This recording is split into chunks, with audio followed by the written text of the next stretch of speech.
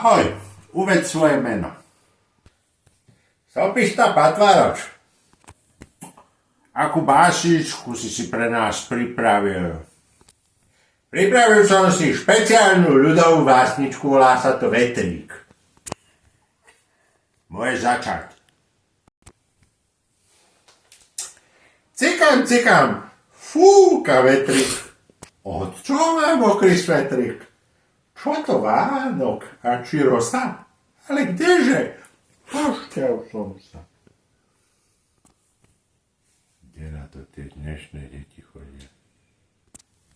Ako prosím, dobre to bolo? Ďalší. Dobrý deň, moje meno je Diana Trhnutá a pretesiem jalovec. Môžeš.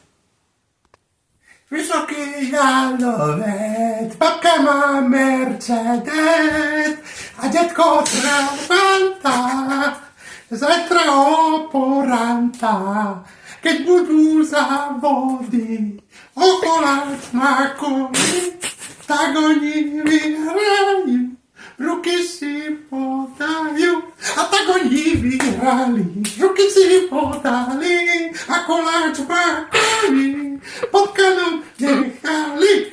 A jedna babka prala a druhá na ňu srá a s radosťou čakala. Veď to nám spievali v tábore. Porota rozhodla. Víťazkou sa stáva slečna Diana Trhnutá. Čo? Čo? Môj syn má byť víťazom. Čo si to vôbec dovoluješ? To by bolo, aby nejaká Trhnutá vyhrala hviezdoslavou Kubín. Prepačte, ale ten predne slečny Trhnutej bol o dosť lepší ako vášho syna.